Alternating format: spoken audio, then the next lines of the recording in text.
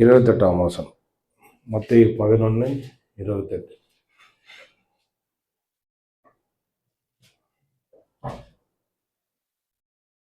வருத்தப்பட்டு பாரம் சுமக்கிறவர்களே, நீங்கள் எல்லோரும் என்னிடத்தில் வாருங்கள், நான் உங்களுக்கு இளைப்பாறுதல் தருவேன். சொல்லுங்க, நான் உங்களுக்கு இளைப்பாறுதல் தருவேன். வருத்தப்பட்டு பாரம் சுமக்கிறவர்களே, நீங்கள் எல்லோரும் என்னிடத்தில் வாருங்கள். ஓகே, இதுதான் இந்த ஏப்ரல் மாதத்துக்கான வாக்குத்தத்தம். வருத்தப்பட்டு பாரம் சுமக்கிறவனே எல்லாரும் என்கிட்ட வாங்கன்னு இயேசு கூப்பிடுறார். இதுக்கு நிறைய பேர் ரெஸ்பான்ஸ் பண்ண ஆட்கள் நல்லா இருக்கிறாங்க. ரெஸ்பான்ஸ்னா என்னது? கூப்பிட்டதுக்கு ஆமாம் வருது. ஆமே, கூப்பிட்டு உடனே வந்துட்டாங்கன்னா அவங்க பாரம்லாம் போயிடும். சிலர் வராமல் இருக்கிறாங்கன்னா, வர்ஷிப்பில் சொன்னபோது சிலர் வராமல் இருக்கிறாங்கன்னா, சிலர் மனம் மாற மாட்டுறாங்க, மனதை மாற்றிக்க மாட்டுறாங்க. அவங்க மனதில் சில தடைகள் இருக்கு. ஒன்று தெரிஞ்சுக்கங்க, சுற்றி இருக்கிற ஜனங்க இயேசு நல்லவர்னு தெரியும், வல்லவர்னு தெரியும், அவர்கிட்ட போனால் நல்லா ஆயிடுவோன்னு தெரியும். வராமல் இருக்கிறாங்கன்னா சில மன இருள், மன தடைகள்லாம் இருக்குது. அதனால்தான் அவங்க வாழ்க்கையில் நன்மைகளை தேவன் செய்ய முடியும்.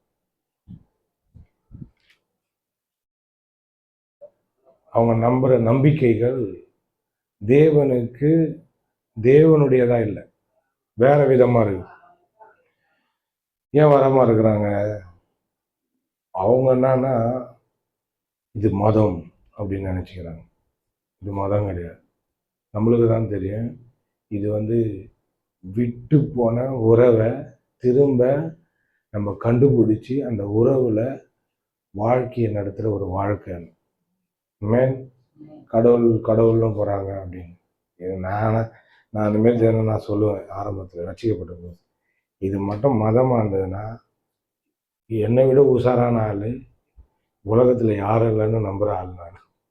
அதனால சத்தியமாக இது மதமாக இருந்ததுன்னா கண்டிப்பாக நான் வந்தே இருக்க மாட்டேன்னு ஸ்ட்ரீட் பீச்சிங் பண்ணும்போது சொல்லுவேன். இந்த பைபிள்லாம் தூக்குறவனா பைத்தியக்காரன் நினச்ச ஆள் நான். இதை போய் நான் தூக்குவேனா அப்படின்னும் போது யோசிக்க வேண்டிய விஷயம். தூக்காத ஆளை நான் தூக்கி இருக்கிறேன்னா இது விவரம் நிறைஞ்சது, இது வாழ்க்கை, இது நல் வாழ்க்கை, இதுதான் இந்த உலகத்திலே சிறந்ததுன்றத நான் கண்டுபிடிச்சிட்டேன்னு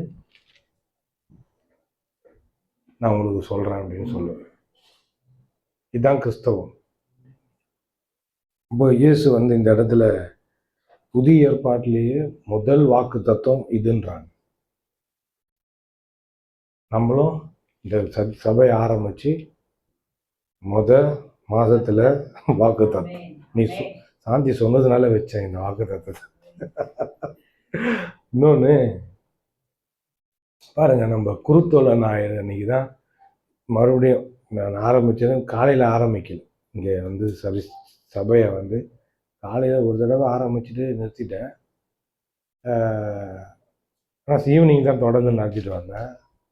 ஆனால் சபைன்னு எனக்கு நம்பி இன்னும் நல்ல கான்ஃபிடெண்ட்டாக நம்மளால் நடத்த முடியும்னு சொல்லி இப்போ தான் நடத்துகிறேன். இப்போது சிலர் சொல்லுவாங்க, சிலர் நினைக்கலாம், என்ன வந்துட்டாரு விட்டு போயிடுவார், விட்டு போகிற ஆள் நான் கிடையாது. அது அப்போது, இப்போ கிடையாது. ஓகே, இந்த இடத்துல வருத்தப்பட்டு பாரம் சுமக்கிறவர்களே, நீங்கள் எல்லோரும் என்னிடத்தில் வாருங்கள், நான் உங்களுக்கு இளைப்பாறுதல் தருவேன். நான் சொல்கிறாரு, ரெஸ்ட்டை தரேன்ற. ரெஸ்ட் சொல்லுங்க எல்லாரும், ரெஸ்ட். எதுல ரெஸ்ட் தெரியுமா? நம்மளுக்கு தெரிஞ்சதெல்லாம் வேலையை எப்போ டைம் முடியுதோ அப்போ தாண்டா ரெஸ்ட்டு அப்படின்னு நம்ம நினச்சின்னு இருக்கோம். பசங்களுக்கு ஸ்கூல் எப்போ முடியுதோ அப்போ நிம்மதியாக ரெஸ்ட்.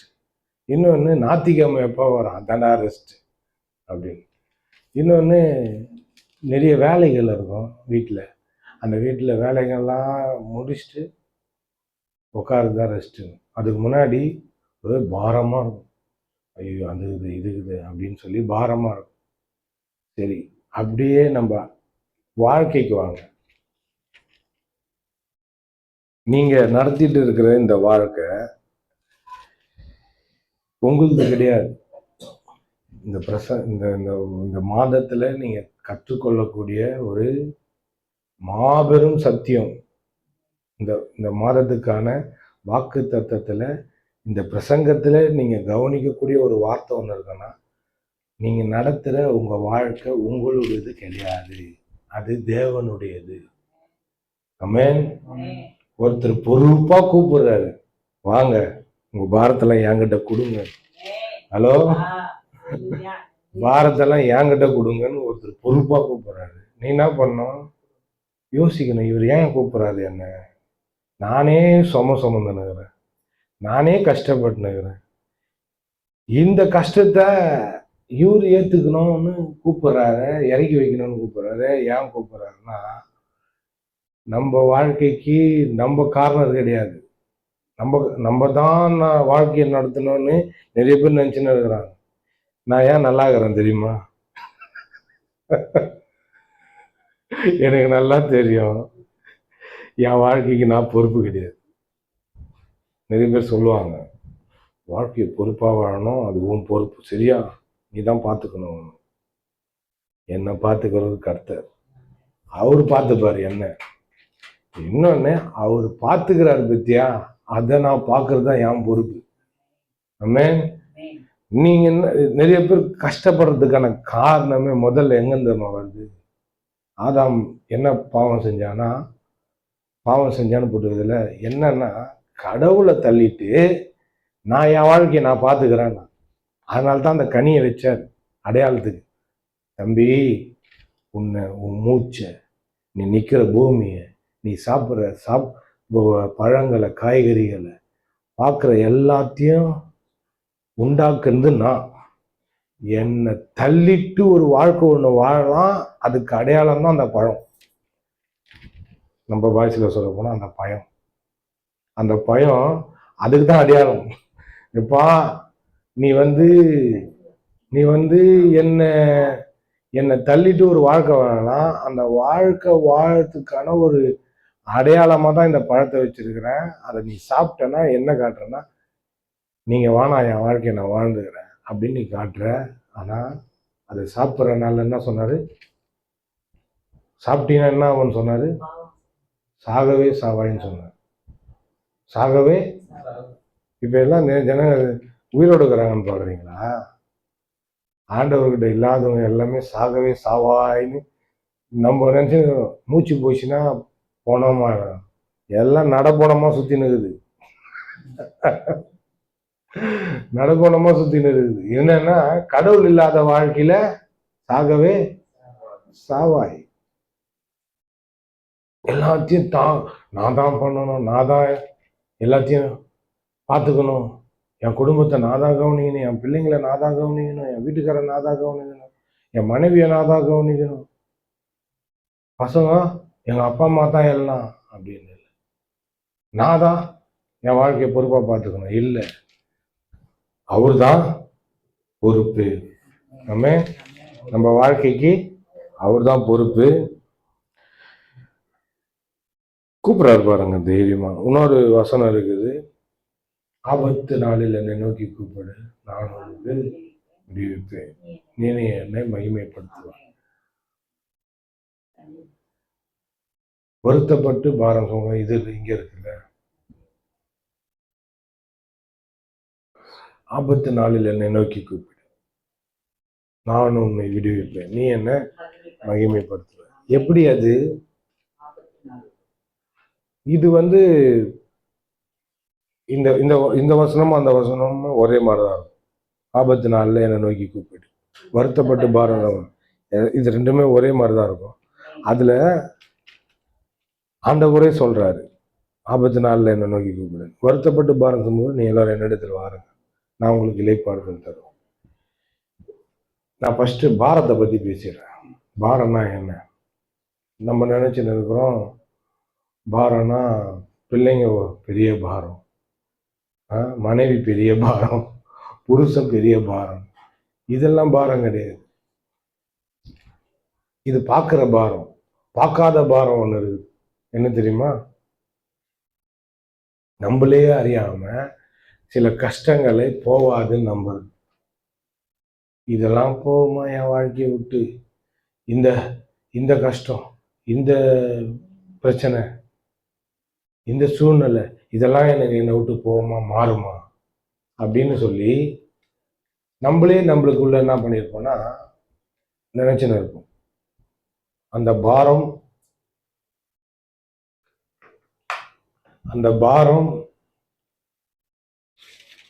என்னன்னு தெரியாம வாழ்ந்து இருப்போம். இது இது இதாலதான் உனக்கு பிரச்சனைன்னு தெரியாம வாழ்ந்து.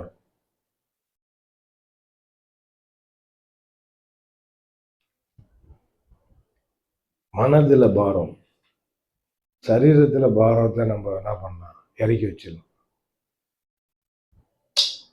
முடியலன்னு வலி இருக்குதுல்ல, அந்த வலியில என்ன பண்ணுவோம்ப்பா, இறக்கி வச்சாதான் நம்ம கரெக்டாக இருப்போம்னு சொல்லி நம்ம இறக்கி வைக்கணும். ஒரு பொருளை தூக்கினாலும் சரி, எதனா தூக்கினாலும் சரி. இப்போ தண்ணி குடத்தை தூக்கின்னு வந்து பாரமாக ரொம்ப வலி முடியலன்னு சொல்லிட்டு இறக்கி வைக்கணும். ஆனால் கொடுமை என்னன்னா, மனதில் இருக்கிற பாரத்தை இறக்கி வைக்க முடியாது. அதுதான் பெரிய பிரச்சனை. இப்போ கையில் ஒரு உங்கள் தலையில் இப்போ உட்காந்துக்கிற உங்கள் தலையில் அந்த 25 லிட்டர் கேனா, 25 20 25 லிட்டர் கேனை தலையில் வச்சுன்னு உட்காந்து பசங்க கேளுங்கன்னா நீங்கள் கேட்பீங்க, என்ன கவனிக்கிறது கஷ்டமாயிடும். கொஞ்ச நேரம் கேட்பீங்க, இது ஏன் இவர் தலையில் வச்சாரு, எதுக்காக வச்சாருன்னு கொஞ்ச நேரம் யோசிங்க. அப்புறமா அந்த பார வலி இந்த யோசனை போய் அந்த யோசனை வரும். ஐயோ என்ன வலிக்குது, தலை உள்ள வலிக்குது, தலை இந்த வலி வருதுல்ல. அதே போலதான் மனதுல இருக்கு பார்த்தீங்களா, இருதயத்துல இருக்கிறது பார்த்தீங்களா, அந்த பாரம் மோசமான பாரம். அதை இறக்கி வைக்க முடியாது. ஒருத்தங்க என்ன பண்ணாங்க, நல்லா பேச விட்டு ஆலோசனை சொல்றாங்க சைக்காலஜிஸ்ட், அதாவது மனத்தத்துவ நிபுணர்கள், டாக்டருங்க என்ன சொல்றாங்கன்னா, ஒருத்தவங்க நிறைய அவங்க கவலைகளையும் அவங்களுடைய வருத்தங்களையும் அவங்களுடைய கஷ்டங்களையும் அவங்க வாழ்க்கையில நடக்கிற போராட்டங்களையும் வாயை விட்டு சொன்னா குறையுமா, வாயை விட்டு சொன்னா குறையும். அதுக்கப்புறம் மறுபடியும் போய் அந்த கஷ்டத்தையே பேசினா மறுபடியும் குறைஞ்சது ஏறிக்கும். ஒருத்தர் பேசுனா வந்து நம்மளுக்கு பாரம்பா அதான் நிம்மதியாக இருக்குது. இன்னொன்று ஒருத்தவங்க யாருன்னா திட்டா நிம்மதி வந்துடும். ஏன்னா அது உள்ள வச்சுன்னுக்கிறாங்க வெஞ்சன்ஸ். அது உள்ள பாரமாகவே இருக்கும். அவங்கள வந்து ஒரு கை பார்க்கணும்னு, இதை கேட்கணும், இதை நம்ம சொல்லணும், அவங்களுக்கு சொல்லனா பாரமா இருக்கு. அதே போலதான் சில கஷ்டங்கள், சில பிரச்சனைங்க, சில போராட்டங்கள்லாம் உள்ள இருந்துன்னே இருக்கும் பாருங்க. அத யாருக்கிட்ட சொல்லணுமோ அவர்கிட்ட சொல்லணும். ஹலோ, பிரச்சனைகளை போய் மற்ற ஆளுங்கிட்ட சொல்லின்னு இருந்தா சிலதை சொல்லலாம், சிலதை சொல்லக்கூடாது இல்ல. அதுல நம்ம போய் சொல்றோம்ல, சொல்லும் போது பாரம் குறையுது இல்ல. ஆனா அதை தீத்துருவாங்களான்னா சிலதை தீர்க்க முடியும், சிலதை தீர்க்கவும் முடியாது. ஆனா ஆண்டவர் வந்து சொல்றாரு, நீங்க எல்லோரும் என்னிடத்தில் வாருங்கள், பாரம் சுமக்கிறோம், நீங்க எல்லோரும் என்னிடத்தில் வாருங்கள், நான் உங்களுக்கு இளைப்பாறுதல் தருவேன். முதல்ல வந்து பாரம், அதான் வருத்தப்பட்டு பாரம் சுமக்கிறது. ரெண்டாவது வந்து ரெஸ்ட். நான் பாரத்தை சொல்லிடுறேன். சரீரத்தில் இருக்கிற பாரம் ஒன்று இருக்குது, ஒன்று வியாதி வலி வேதனை, இன்னொன்று பண கஷ்டம், வேலை கஷ்டம், வேலை ஒருத்தவங்களுக்கு கஷ்டமா இருக்கும், அதை கஷ்டப்பட்டு செஞ்சுன்னு இருப்பாங்க. இந்த மாதிரி வியாதியும் ஒரு பாரம் தான், அதை சுமந்துன்னு தெரியுது. இதெல்லாம் இருக்குல்ல, இந்த பாரம், அதுவும் இல்லாம குடும்ப கஷ்டன்ற பாரம். என் பிள்ளை இந்த மாதிரி இருக்கிறாங்க, என் வீட்டுக்காரர் இந்த மாதிரி இருக்கிறாங்க, என் மனைவி இந்த மாதிரி இருக்குது, எங்க அப்பா அம்மா இப்படி இருக்கிறாங்க, இந்த கடன் தொல்லை இருக்குது, இதெல்லாம் பாரம். இந்த பாரங்கள் எல்லாமே ஏன் போக மாட்டுது அப்படின்னா, நீ வைக்க வேண்டியவர்கிட்ட வரல, அதை எடுக்க வேண்டியவர்கிட்ட வரல, அதை கரெக்டா ஹேண்டில் பண்றவர்கிட்ட வரல, கரெக்டா அதை உன்னை பக்குவமா அதை தீக்கிறவர்கிட்ட வராம இருக்கிறாங்க. வந்துட்டா அவர் உள்ள பாரத்தையும் சரீரத்தில் இருக்கிற பாரத்தையும் எல்லாத்தையும் தூக்கிடுவார். ஆமே. ஒருத்தவங்க புடி புடி புடி புடின்னுவாங்க பார்த்தீங்களா, புடி புடி முடியல, புடி இது போட்ட போறேன்னு. அந்த மாதிரி கண்டிஷன்ல நம்மளுக்கு வெளிப்படையா தெரியுது. சுமக்கிறது ஐயோ போட்ட போறோம் புடி அப்படின்னு சொல்லி நம்ம கண்ணு பார்க்குற அளவுக்கு பாரம் சுமக்கிறவங்கள நம்ம என்ன பண்றோம், ஓடி போயிட்டு பிடிக்கிறோம். இன்னொன்று அவங்களே வாயத்தை கேட்பாங்க, கொஞ்சம் கொஞ்சம் இறக்கி வைங்களேன், கொஞ்சம் இறக்கி வைங்களேன். ஏன் உன்னால முடியாதா? என்னால முடியாது, போட்டுருவேன், அவ்வளோ வெயிட்டு அப்படின்னு. ஆனா உள்ள இருக்குது பார்த்தீங்களா, இதுதான் பயங்கரமான பிரச்சனை. இது பார்க்கறத ஈஸியா ஹேண்டில் பண்ணிடலாம், இது ஈஸியா தீர்த்தலாம். ஆனா பார்க்காத பாரங்குது பத்தியா, அதுதான் ஏசு சொல்றார், சூப்பரா அழைக்கிறார். வருத்தப்பட்டு பாரம் சுமக்கிறவங்களே நீங்க எல்லாரும் என்னிடத்தில் வர. இந்த பிரசங்கத்தை வெளியே போனா நறுக்கு நறுக்கும்.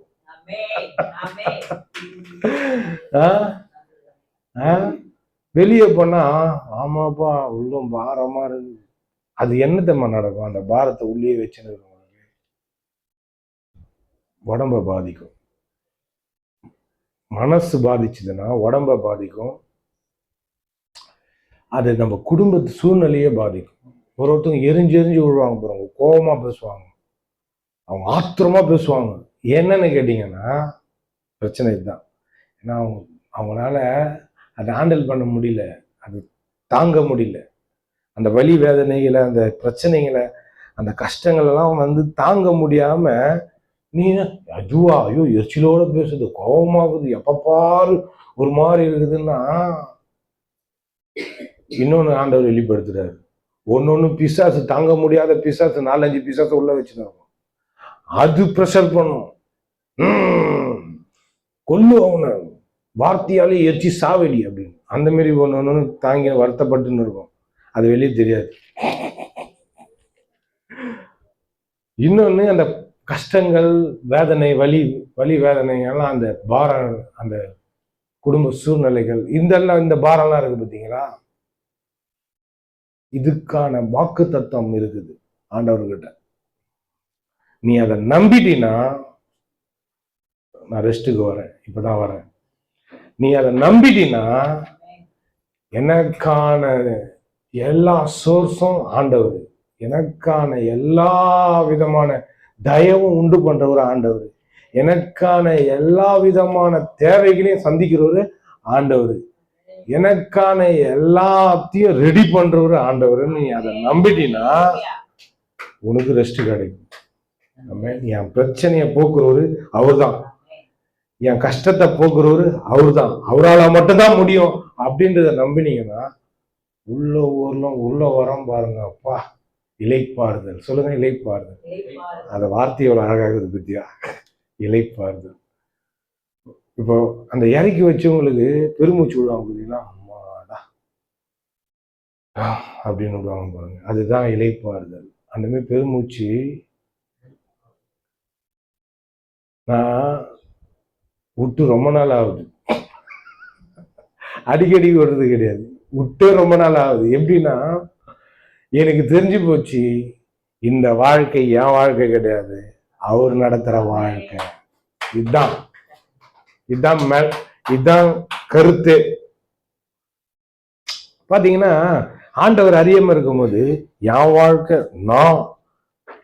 நான் தான் என் வேலையை நடத்தணும், நான் தான் சம்பாதிக்கணும், நான் தான் என்னை பார்த்துக்கணும் அப்படின்னு இருக்கக்கூடிய அந்த நிலையை மாற்றி எல்லாமே. அன்னைக்கு சாந்தியம்மா நீங்க சொன்ன போது நான் போகும்போது அவரை தான் நினைச்சுன்னு போவேன். அதுதான் நம்ம அவரையே நினைச்சுன்னு போகும்போது, அவரையே நினைச்சுன்னு வரும்போது என்ன நடக்குது? பாரம் குறையுது. ஆமென். ஏன் பக்தி மயமா நிறைய பேர் சுத்துறாங்க தெரியுங்களா? பாரத்தை இறக்கி வைக்க பார்க்கறோம். ஆனா கரெக்டான ஆளுகிட்ட ஒருத்தங்க போல. இயேசுதான் கரெக்டான ஆளு. அந்த பாரத்தை இறக்கி வைக்கிறதுக்கும் அதற்கான மருந்து கொடுக்கறதுக்கும் அவரு தான் கரெக்டான ஆள். அதனால தான் சொல்றாரு, வாங்க வருத்தப்பட்டு பாரம் சுமக்கிறவங்களே எல்லோரும் என்னிடத்தில் வாருங்கள், நான் உங்களுக்கு இளைப்பாறுதலை தருவேன். அவரால மட்டும்தான் நம்ம வாழ்க்கையில இளைப்பாறுதல ரெஸ்ட தர முடியும்.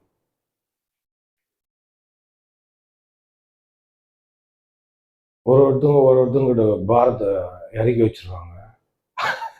அது 2-3 மடங்கா அவங்க என்ன பண்ணுவாங்க, பெருகி நம்ம வெளியே வச்சிருவாங்க. பார்த்துக்கிறீங்களா? ஒருத்தங்கிட்ட ஒரு பிரச்சனை போய் சொல்ல போவோம், அது 4-5 பிரச்சனையா வந்து வரும். சரி, குடும்ப சண்டை நடக்குது பார்த்தீங்களா? சொல்றாங்க பெரும்பாலான டிவோர்ஸ், அதாவது விவாகரத்து வந்து புருஷன் முன்னாடி தனியா இருந்து அவங்க பிரச்சனை கூட சந்திச்சுன்னு இருந்தாங்கன்னா அவங்களுக்குள்ள முடிஞ்சிடுமா? அது இவன் போய் அவங்க அப்பா அம்மாண்ட சொல்லி, இது போய் இந்த பொண்ணு போய் அவங்க அப்பா அம்மாண்ட சொல்லும் போதுதான் இருக்கிறத நம்ம பெட்ரோல் ஊத்துற மாதிரி ஊத்தி விட்டுறாங்க. பிரச்சனை பூகம்பமா ஆயிடுது. ஒரு காலகட்டத்துல வந்து பிரச்சனை அதிகமாகும் போது புருஷன் முன்னாடி வந்து சண்டை போட்டவங்களும் யோசிப்பாங்களா? சொல்றாங்களா பாருங்க. பிரச்சனை இவ்வளவு பெருசா ஆனதுக்கு ஆயிருக்காது. எப்போ என் குடும்பத்துக்கிட்ட போனோம் அப்பதான் பிரச்சனை பெருசாச்சு. வீட்டுள்ளதான் சண்டை நடந்துன்னு இருக்கும். இவங்க எப்போ அந்த வீட்டுக்கு மாமியார் வீட்டுக்கும் இவங்க மருமக வீட்டுக்கும் போனாங்களோ போகும்போது அவங்க என்ன பண்றாங்க, ஸ்டேஷனுக்கு போயிடுறாங்க. பிரச்சனை எங்கிருந்து போகுது? பெருசாயின்னு போகுது. கடைசியில பிரிச்சே விட்டுறாங்க. இவங்க என்ன பண்ணாங்க, பாரத்தை எத்தனை போய் இறக்கி வைக்க பார்த்தாங்க. அவங்க என்ன பண்ணாங்க, இன்னும் கொஞ்சம் அடுக்கி நசுக்கி சாவடிக்கிறாங்க. இந்த மாதிரி நிறைய வெரைட்டியான இதெல்லாம் இருக்கு, பாரம்லாம் இருக்கு. இதுதான் பாருங்க, மனுஷங்க கிட்ட கொடுத்தா ஹேண்டில் பண்ண தெரியாது. அதனாலதான் கடவுளை நல்லா அறிஞ்சவங்க, கடவுளோட நடக்கிறவங்க, கடவுளுக்கு பிரியமா இருக்கிற ஆட்கள், கடவுளுக்கு பிரியமா இருக்கிற ஆட்கள் அவங்க கிட்ட போனா அவங்க கரெக்டான ஆலோசனை கொடுப்பாங்க.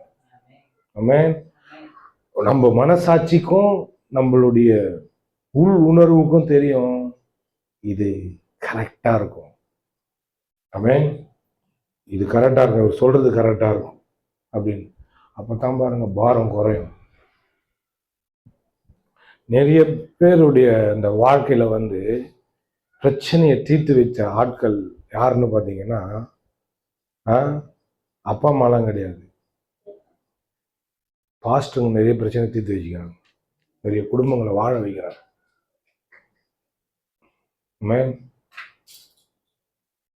என்னன்னு பாத்தீங்கன்னா அவங்களுக்கு வாழ்க்கை யாருது, எப்படிப்பட்டது, இந்த பிரச்சனைக்கான காரணம் என்ன, இது தெரியாம இருக்கிறது தான் மோசமா போறதுக்கான காரணம். எல்லாம் நம்ம இப்ப கிறிஸ்தவ குடும்பமெல்லாம் நம்ம இருக்கிறோம்ல, எதனா ஒண்ணுன்னா நம்ம பாஸ்டரை கூப்பிடு அப்படின்றோம். ஏன் சொல்றோம்னா அவரு தான் என்ன பண்றாரு, ஆதாரத்தை கொண்டு நம்ம வாழ்க்கையில கொண்டு வர்றாரு. என்ன ஆதாரம்? நம்ம வாழ்க்கைக்கான ஆதாரம் கர்த்தர். நம்ம அவரை கொண்டு வரும்போது தான் நம்மளுக்கு இளைப்பாறுதல் கிடைக்குது. நிறைய வாக்கு தத்தங்கள் இருக்குது. இது வந்து ஃபர்ஸ்ட் ஸ்டார்டிங் பாயிண்ட் தான். எது? வருத்தப்பட்டு பாரம் சுமந்து நீங்க எல்லோரும் என்னிடத்தில் வாருங்க அப்படின்னு சொன்னது ஸ்டார்டிங் பாயிண்ட். 2 உதாரணம் நான் தரேன் ரெஸ்ட் கிடைக்கிறதுக்கு. சரீரத்துல இப்போ நிறைய பாரங்கள் இருக்கு, பிரச்சனைங்க சுத்தி நம்மள குடும்பத்தை சுத்தி ஓடின்னு இருக்குல்ல, இது நடக்கணும் அது நடக்கணும் நம்ம நினைச்சிட்டு இருக்கோம்ல, அது எப்படி நடக்கும் தெரியுமா? நம்பிக்கை. என்ன நம்பிக்கைன்னா ஆண்டவர் மேல வைக்கிற நம்பிக்கை. ஆண்டவர் மேல நம்பிக்கை வைக்கிறேன்னா அவன் நம்பிக்கை தான் உள்ள இருக்கும். இது நடக்குமா, ஆகுமா, ஒருவேளை ஆகாம போச்சுன்னா அப்படின்னு நம்ம நம்புறோம். ஏன்? கடவுள் அங்க இல்ல. கடவுள் இல்லைன்னா என்ன அர்த்தம்னா வார்த்தை இல்லை. வார்த்தை உனக்குள்ள இருந்ததுன்னா கடவுளே இருக்கிறாருன்னு அர்த்தம். ஆமென். அதனால்தான் இயேசு சொல்றாரு, யோவான் சொல்றாரு இயேசுவை பத்தி, ஆதியிலே வார்த்தை இருந்தது, அந்த வார்த்தை தேவனிடத்தில் இருந்தது, அந்த வார்த்தை தேவனாகவே இருந்தது. இப்ப நான் பேசுறேன், இந்த வார்த்தை இப்போ வருத்தப்பட்டு பாரம் சுமக்கிறவர்கள் நீங்க எல்லோரும் என்னிடத்தில் வாருங்க, நான் உங்களுக்கு இளைப்பாறுதல் தருவேன்னு சொன்ன அந்த வார்த்தை இயேசு சொன்ன வார்த்தை.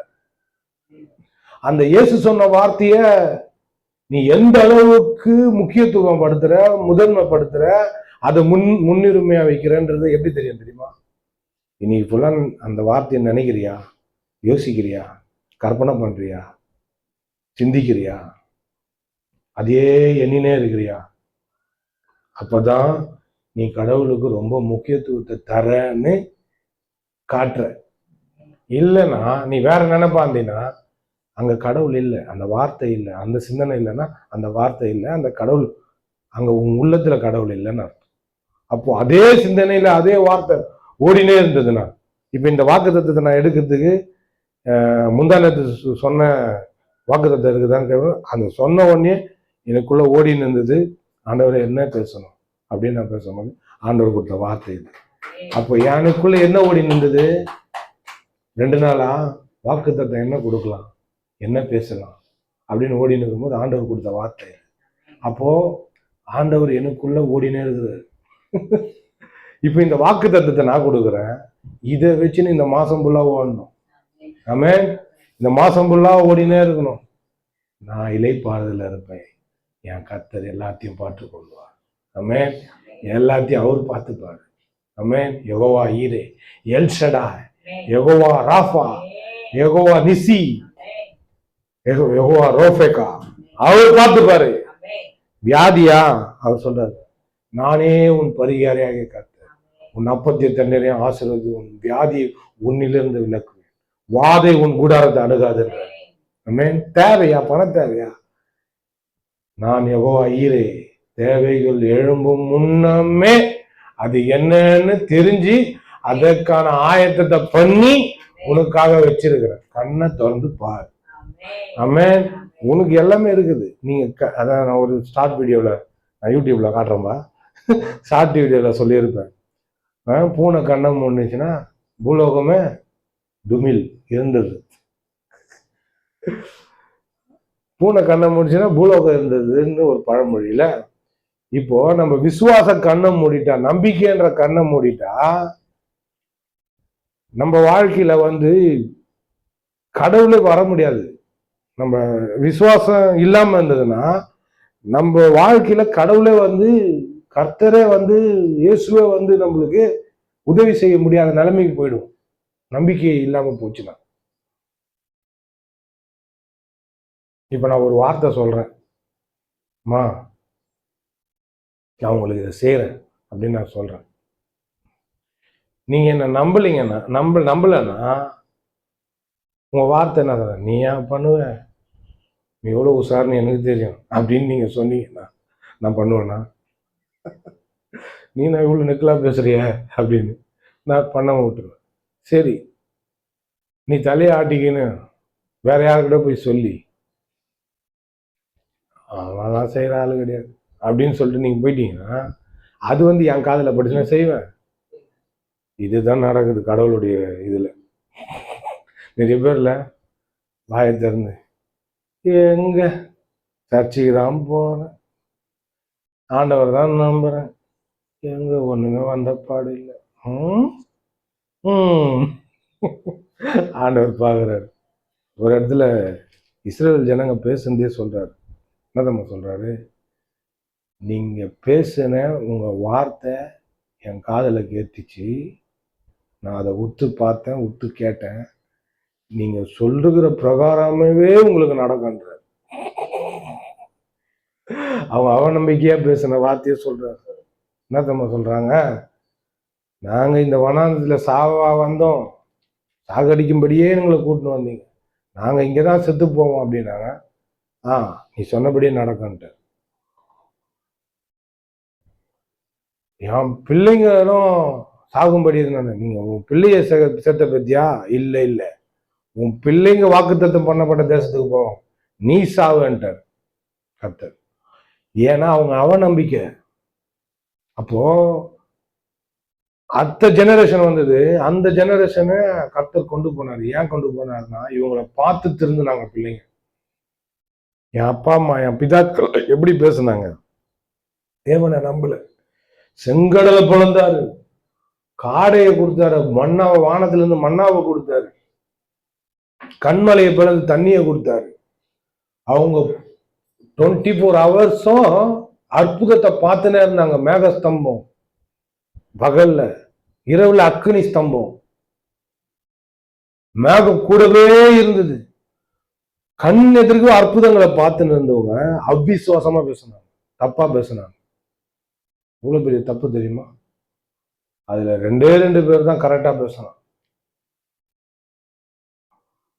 அப்போ பூனை கண்ணை முடிச்சுன்னா பூலோகம் இருந்ததுன்ற மாதிரி ஜனங்க தேவனுடைய வார்த்தையை நம்பல, தேவனை நம்பல அப்படின்றது எதுல தெரியும்னா, அவர் சொன்ன வார்த்தை உன் வாயில இருந்ததுன்னா நீ நம்புறன்னு அர்த்தம். ஆமென். என்ன சொல்லுவ?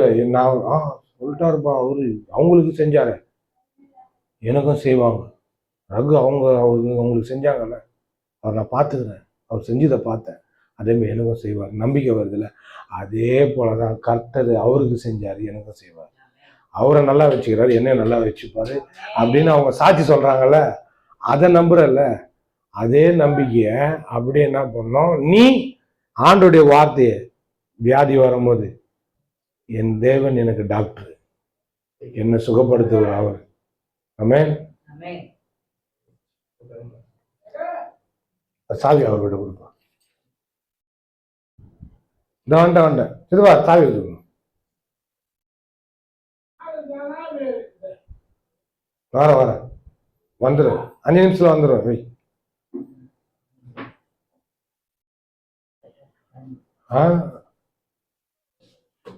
மணி ஆயிடுச்சா?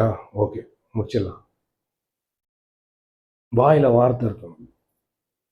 இப்போ நீங்க நம்பணும். வியாதி வந்ததுன்னா நீங்க நம்புறதுக்கு வார்த்தை இருக்கணும். என்ன வார்த்தை? அதான் மாத்திரை. என்ன மாத்திரை? என்ன மருந்து அப்படின்னா, இயேசுவின் தழும்புகளால் சுகமானேன். சொல்லுங்க. வியாதி வந்ததுன்னா, வியாதி இருக்குதா, இத சொல்லுங்க. இயேசு என் வியாதியெல்லாம் சுமந்துட்டார். ஈஸி வார்த்தை தானே, சொல்லுங்க. கவனி, இயேசு என் வியாதியெல்லாம் சுமந்து தீர்த்துட்டார், அவருடைய தழும்புகளால் நான் சுகமானேன். இதை சொல்ல முடியாதா? என் பாரதெல்லாம் அவரு எடுத்துட்டாருங்க, நான் சுகமாயிட்டேன். சிம்பிள். என் தரித்திரத்தெல்லாம் அவர் சுமந்துட்டார், அவருடைய ஐஸ்வர்யத்தை எனக்கு தந்திருக்கிறார். இதுதான் மருந்து, இதுதான் இலைப்பாறுதல். சிம்பிள். பூனை கண்ணை திறந்துச்சு, பூலோகம் விடிஞ்சிச்சு, பழிச்சுன்னு. இதுதான்.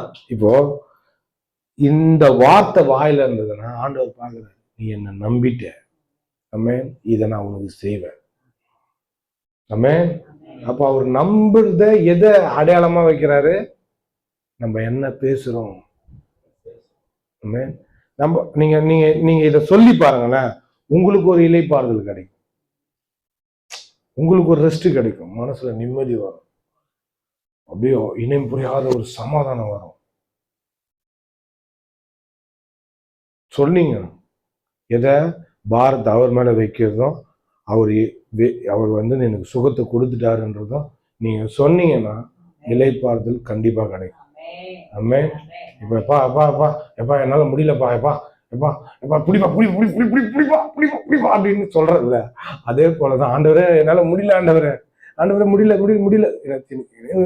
புடிங்க ஆண்டவரேனா, இருமா நான் புச்சிக்கிறமா உன்னை இந்த பாரத்தையும் புச்சிக்கிறேன், உன்னையும் சேர்த்து புச்சிக்கிறேன், கவலைப்படாத, நீ நல்லா இருப்ப, உனக்கு ஒன்றும் ஆகாது. ஆமென். உனக்கு ஒன்றும் ஆகாது, நீ நல்லா இருப்ப. இந்த மாசம் முழுவதும் ஆரோக்கியம் பெருகும், சுகம் பெருகும். ஆமென். ரெஸ்ட், இளைப்பாறுதல் பெருகும். தேவைகள் இல்லாம எல்லா தேவையும் சந்திச்சு தேவைன்ற நினைப்பே இல்லாத ஒரு வாழ்க்கையை கடவுள் வச்சிருப்பார். ஆமென். நான் செழிப்பு பேச மாட்டேன், ஏன்னா எனக்கு பிடிக்காது. எது பேசுவாங்கம்மா? மிதமிஞ்சிய செழிப்பு பேச சொல்லுங்க, நல்லா சத்தமா சொல்லுங்க. நம்ம வெறுமா செழிக்க கூடாது. செழிப்பு வேற, மிதமிஞ்சிய செழிப்பு வேற. அதுவும் ஒரு ஷார்ட் வீடியோ போட்டுக்கிறாங்க, சொல்லி இருக்கிறாங்க, இப்ப பெரும்பாகத்துல பிரசங்கம் பண்ணது. ஆண்டவர் எப்படி நம்ம நம்மளை வைக்க விரும்புறாரு? எந்த தேவைன்ற நினைப்பே இல்லாம அவருடைய நினைப்பு மட்டுமே இருக்கக்கூடிய ஒரு வாழ்க்கையை தான் ஆண்டவர் விரும்புறாரு. எனக்கு இது இருக்குதா, அது வேணும், இது போகணும், இது வேணும், அப்படி இல்லை. எனக்கு இந்த காரு, இந்த வீடு, இப்படிப்பட்ட இது இல்லை, எனக்கு இது வாங்கணுமே, இது இல்லையே, இது இல்லையேன்ற நினைப்பு இல்லாம இதெல்லாம் இருந்து திருப்தியா ஆகி அந்த திருப்தியில கர்த்தாவே எல்லாத்தையும் நீங்க கொடுத்து என்னை இந்த அளவுக்கு மகிழ்ச்சியாகவும் ஆனந்தமாகவும் சந்தோஷமாகவும் இந்த அளவுக்கு நிம்மதியாகவும் சமாதானமாகவும் வைத்திருக்கிறீங்களே, நமக்கு கோடி ஸ்தோத்திரம்பா அப்படின்னு சொல்ற இடத்துல கொண்டு வந்து வைக்கிறதுக்கு தான் ஆண்டவர் விரும்புறாரு. ஆமென். இப்படிப்பட்ட ஆண்டவர், நீ எப்படிப்பட்ட ஆண்டவரை நீ வணங்குறன்னு எனக்கு தெரியல. ரோடு ஃபுல்லா பைபிள் எடுத்துன்னு போறாங்க, சச்சின்னு ஓடுறாங்க. கடவுள் இப்படிதான் நம்மளை ஆக்க விரும்புறாரு. இன்னொன்னு பார்த்தீங்கன்னா டேஞ்சர்.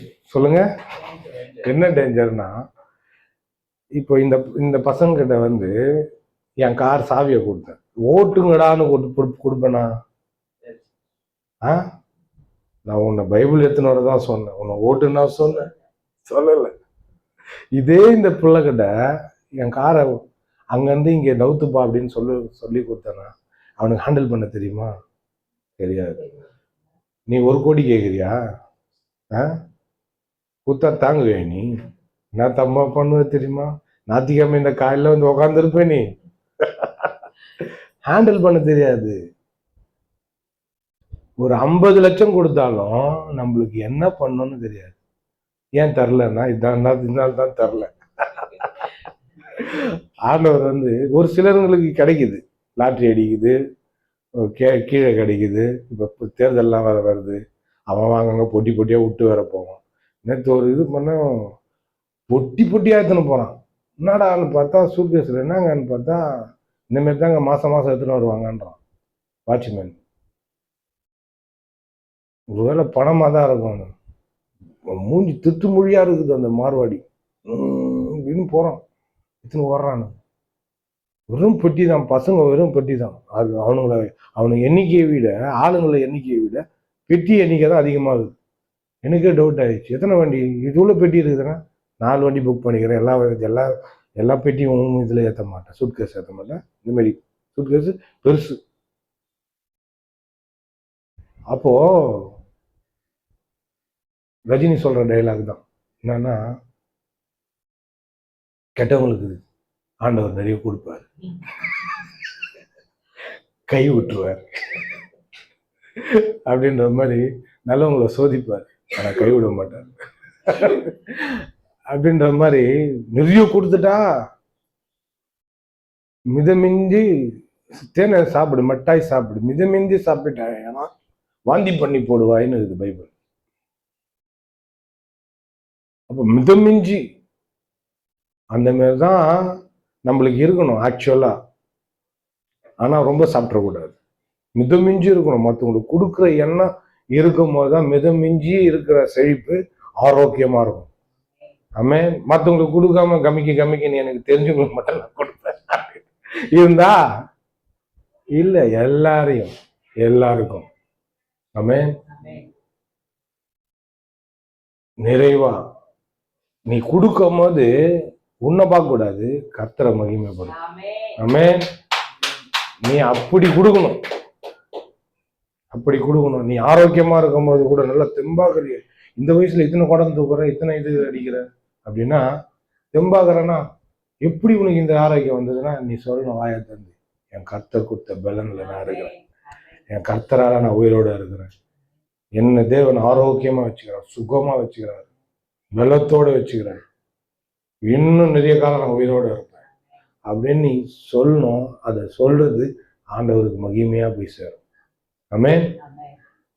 எழுந்து நிற்போம். ஓ ஸ்தோத்திரங்கத்தா.